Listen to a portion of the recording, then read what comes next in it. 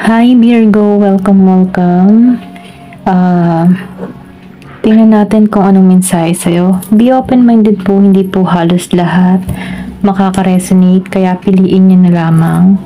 And thank you nga po pala sa mga nag-subscribe, lalong-lalo na po sa mga bumabalik.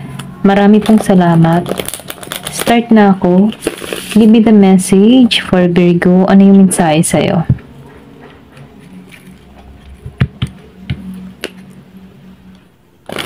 Give me the message for Virgo. Ano yung mensahe sa'yo?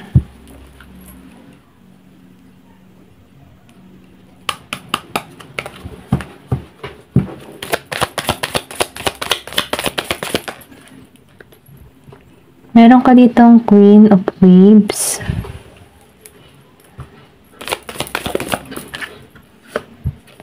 Meron ka ditong The Empress. Meron ka ditong The Sun.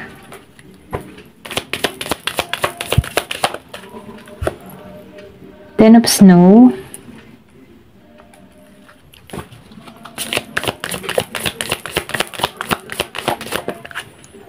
Meron ka ditong The World. Two of Wands.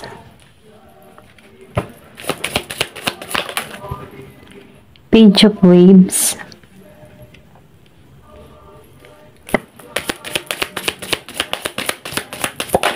Ay. Okay. Meron ka dito The Floating One. Three of Wands. Two of Snow. Okay. And Six of Wands. Ayan. Ito yung mensahe sa'yo. Nakikita ko dito, no? Meron ditong paglalakbay na mangyayari sa'yo.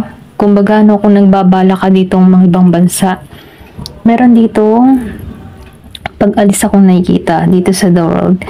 Kumbaga, itong pag-alis mong ito, magkakaroon dito ng harmony. Okay? Mapayapa, maayos, maganda yung, kumbaga, no, walang problema. Kumbaga, dire-diretso.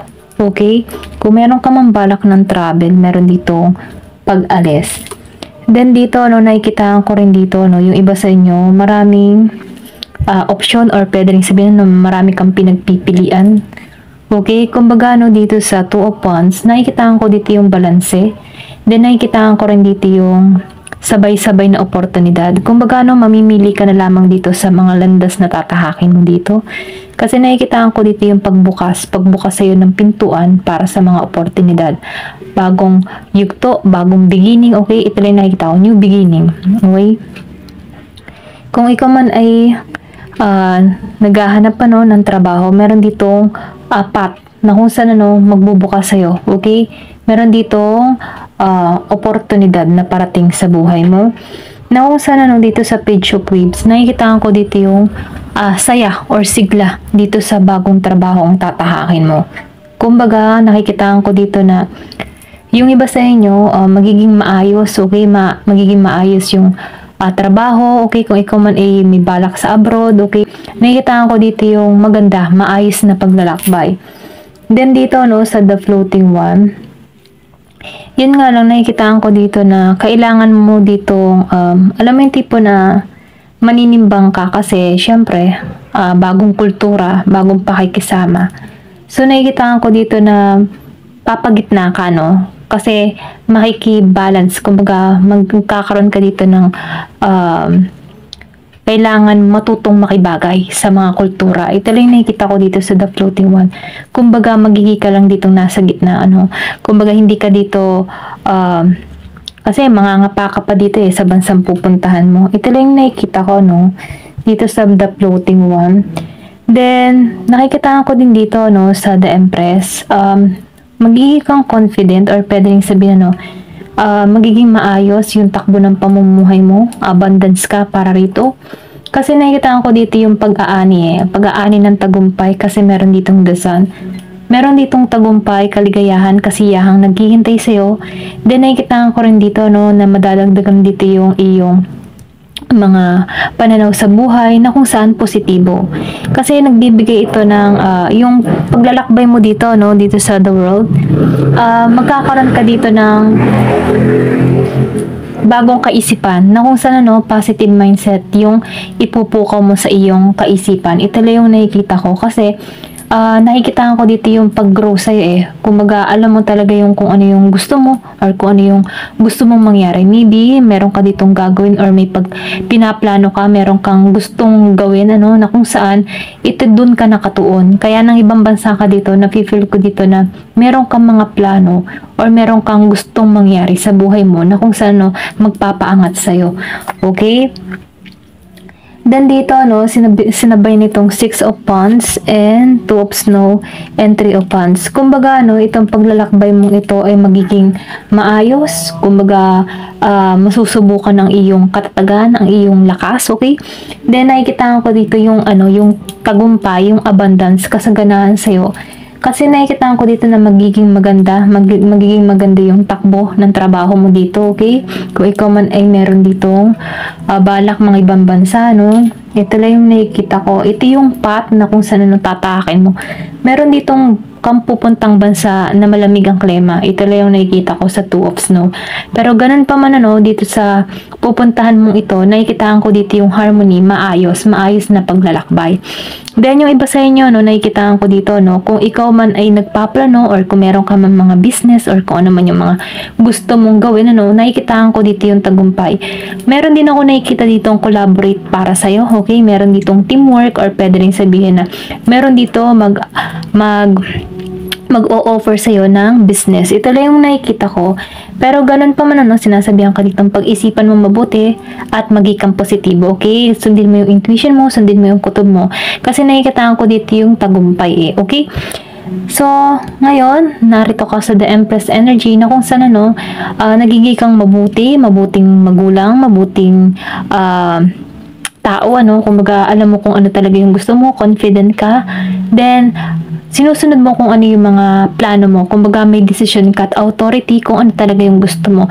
At dahil doon ano, nagiging maayos yung pamumuhay mo kasi punong-puno ka ng wisdom, karunungan, kung bakit nagiging kang Empress energy, may kumpiyansa ka, confident ka, at alam mo kung ano yung mga gusto mong mangyari or alam mo yung mga pinaplano mo. Kumbaga no, ikaw yung tipo ng tao na planado mo lahat kung ano yung gusto mong mangyari sa buhay mo.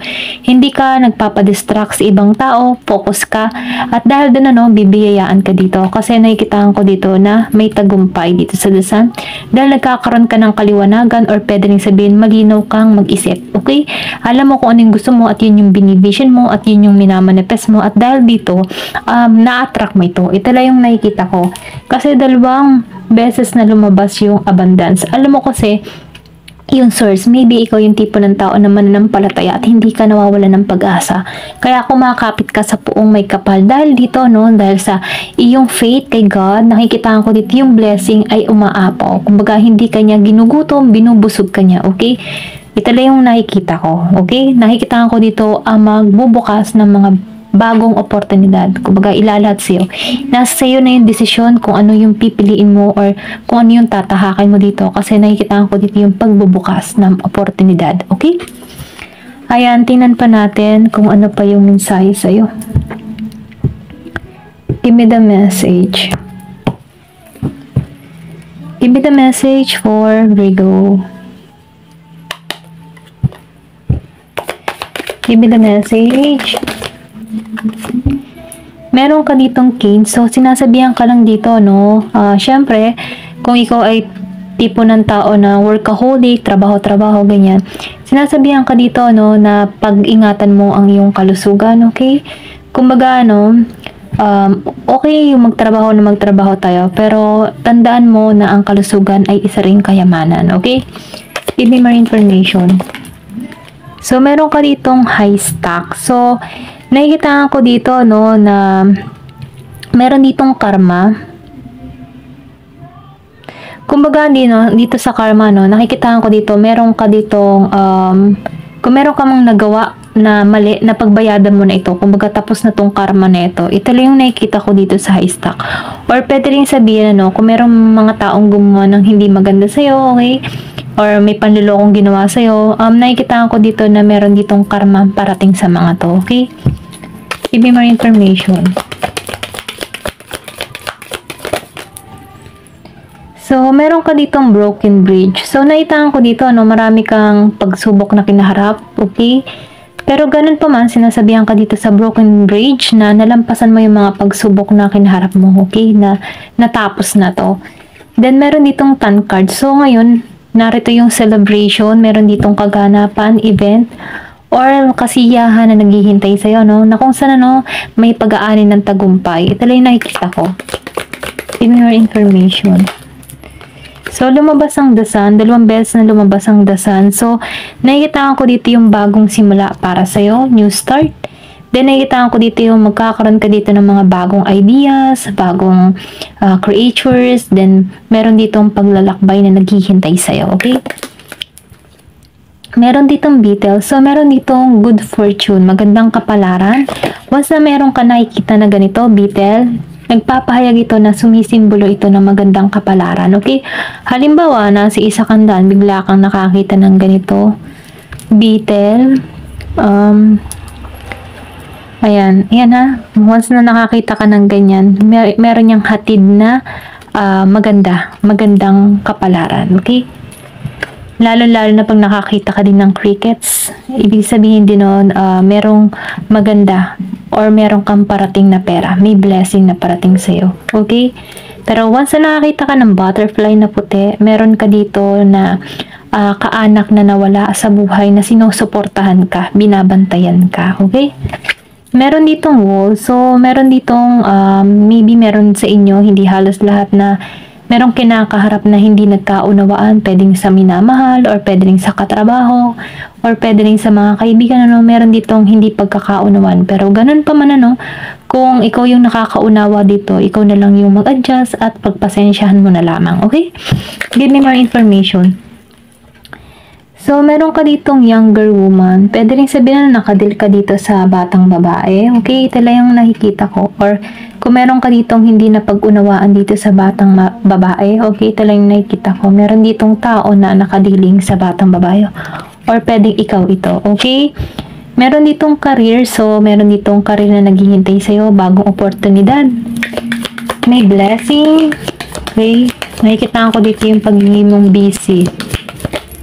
Yan, diamond. So, ito na yung parating sa'yo, meron ka ditong receiving, meron kang regalong matatanggap, meron kang blessing na ma-receive. Kumbaga, itong blessing na parating sa'yo, precious, okay? Mahalaga, kumbaga, yaman, okay? Then, horse, short journey. Meron ditong paglalakbay na malapit na parating sa'yo, okay? Meron ditong year of the horse. Ito lang yung nakikita ko. Ayan, hanggang dito na lamang po. Thank you for watching. Love and peace.